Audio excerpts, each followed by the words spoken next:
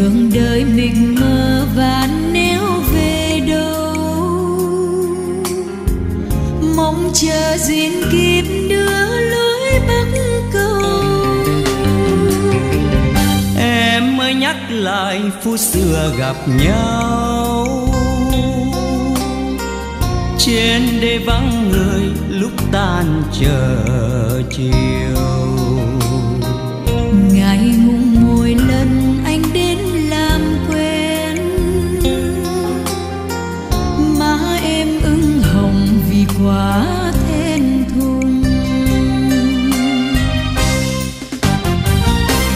Em ơi nhớ chẳng thuở ấy, mỗi khi bóng chiều xuân dần em về trên quãng đường.